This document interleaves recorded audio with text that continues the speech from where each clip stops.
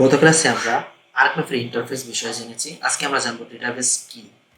Jio database geographic ডেটাসেটের একটা collection, যেটা একটা কমন সিস্টেম ফাইলে বা একটা ফোল্ডারে স্টোর হয়ে থাকে। এটা হতে পারে Microsoft access database, multi user relational DBMS. আর DBMS means database management system, যার ভিতরে Oracle, Microsoft SQL server, Postgre SQL, Informix or IBM DB two হতে পারে। তো আমরা যদি এক কথায় বা সংক্ষেপে জিও ডেটাবেস সম্পর্কে বুঝতে চাই, তাহলে আমরা এটা বলবো আর্কম্যাপের মধ্যে বা আরজিএক্স ডেস্কটপ ভার্সনে আমরা যত ধরনের ক্যালকুলেশন করব, যত ধরনের অ্যানালাইসিস করব, প্রতিটা অ্যানালাইসিসের ব্যাক এন্ড ফাইলগুলা একটা কমন সিস্টেম ফোল্ডারের মধ্যে স্টোর হবে।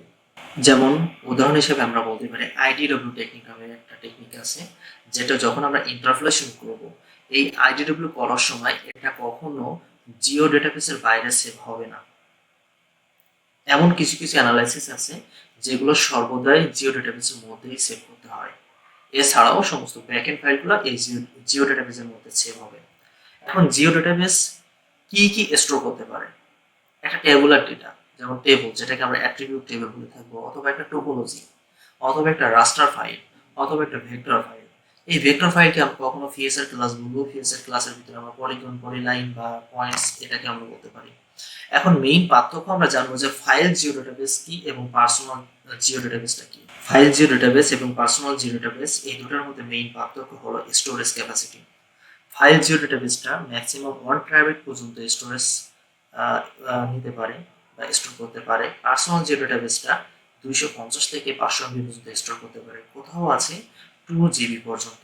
কিন্তু যেহেতু আমরা আর্কম্যাপের মধ্যে কাজ করব, আর্কম্যাপের যে ফাইলগুলো আমরা রাখি অথবা যে অ্যানালাইসিস করি, সেই ফাইলটা 1 GB 2 GB অথবা এর থেকেও বেশি হতে পারে। সুতরাং প্রতিটা ক্ষেত্রেই আমরা ফাইল জিও ডেটাবেস ক্রিয়েট করে এবং সেটাকে ডিফল্ট করে আমরা অ্যানালাইসিস করব।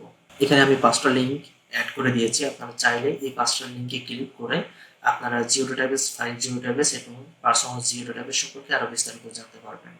আমরা যদি একটু প্র্যাকটিক্যালি দেখার ট্রাই করি, আমার এখানে 3টা শেপ ফাইল আছে। একটা বাংলাদেশের ডিভিশনাল ওয়াইজ, একটা রোড, বাংলাদেশের রোড, এবং অন্যটা কিছু পয়েন্টের ডেটা। তো আমি এখানে কি করেছি, আমি একটা প্রথমে জিও ডেটাবেস ফাইল ক্রিয়েট করে নিয়েছি। ওকে, আমি আরেকটা ক্রিয়েট করে নিই। আমি আমার এই ফোল্ডারে ক্লিক করলাম, এখানে নিউতে ক্লিক করে জাস্ট এখান থেকে ফাইল জিও ডেটাবেস। ওকে, এটার আমি একটা নাম দিব, ফাইল জিও ডেটাবেস, রিনেম করব ক্লাস, জাস্ট ক্লাস নাম দিয়ে দিলাম। ওকে, এবং এটাকে আমি কি করব, ডিফল্ট করে নেব, মেক ডিফল্ট জিও ডেটাবেস। দেখেন আগে ক্লাস 2টা ডিফল্ট ছিল, এখন ক্লাসটা ডিফল্ট হয়ে গেছে। এরপর থেকে আমি যত ধরনের ক্যালকুলেশন করব, যত ধরনের অ্যানালাইসিস করব, সবগুলো অ্যানালাইসিসের ব্যাকএন্ড ফাইলটা এই ক্লাসে এসে সেভ হবে। এবং কিছু কিছু অ্যানালাইসিস আছে যেগুলো অলওয়েজ জিও ডেটাবেসের বাইরে আমরা সেভ করতে পারবো না।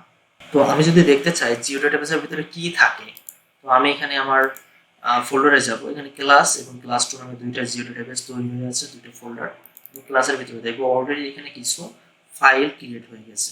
সুতরাং প্রতিটা ক্ষেত্রে আমরা ফাইল জিও ডেটাবেস ক্রিয়েট করব প্রতিটা আর্কম্যাপের জন্য, আর্কম্যাপ ফাইলের জন্য, এবং সেটাকে আমরা ডিফল্ট করে কাজ করব। ধন্যবাদ।